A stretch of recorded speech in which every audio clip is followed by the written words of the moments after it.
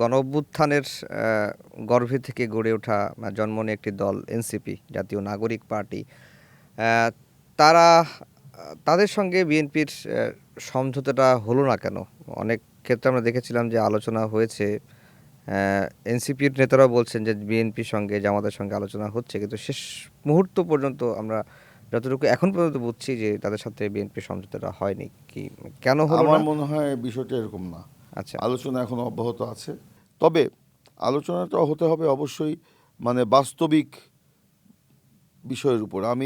আপনি চাইলেন আমি দিলাম, একটা সিট তো একটা ব্যাপার, তাই না? এখানে যারা জিততে পারবে তাদেরকে আমাদের দিতে হবে। আমি 10টা নিয়েই যে একটা বড় দল হয়ে গেলাম তা কিন্তু না, তাই না? যেমন ধরেন গতকাল আমাদের সাথে দীর্ঘদিন আন্দোলন করেছিল এলডিপি। তারা তারা নিজেরাই বলেছে বিএনপির কাছে নাকি 14 জনের তারা লিস্ট দিয়েছে। তা আমরা তো 14 জনের ব্যাপারটা আমরা সার্ভে করে দেখেছি। তো সেখানে তো 14 জন তো প্রশ্নই ওঠে না। সেখানে 2 জনই আপনার ধরেন যোগ্য এবং জনপ্রিয়। তারা বিএনপির সাপোর্ট পেলে তারা ওখান থেকে জিতে আসতে পারে।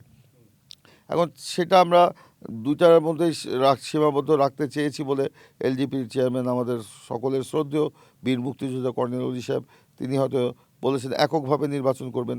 আবার তার দলের মহাসচিব মনে করেছেন যে না, এককভাবে নির্বাচন করলে সেটা তাদের জন্য সুফল বয়ে আনবে না। তিনি সে দল থেকে পদত্যাগ করে আজকে গতকালকে বিএনপিতে জয়েন করেছেন।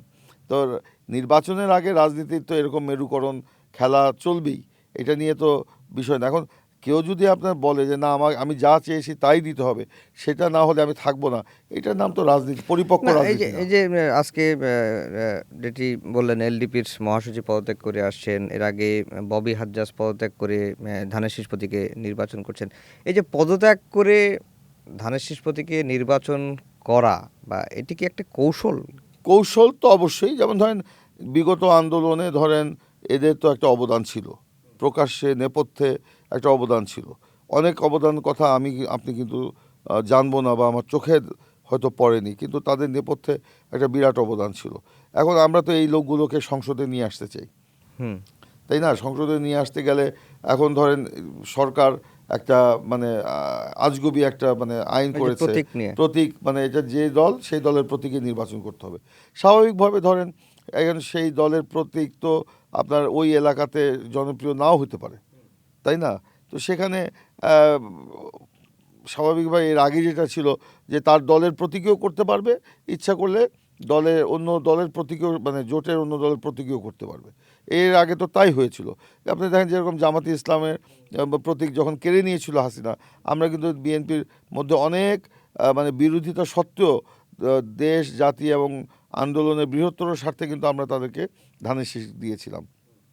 কিংবা সেই সময় যেমন কর্নেল অলি সাহেব দল, তারা নির্বাচনে আমাদের সাথে অংশগ্রহণ করেছিল, আসন সমঝোতা হয়েছিল বা জোটগতভাবে করেছিলাম, কিন্তু তারা তাদের প্রতীক নিয়ে নির্বাচন করেছিল।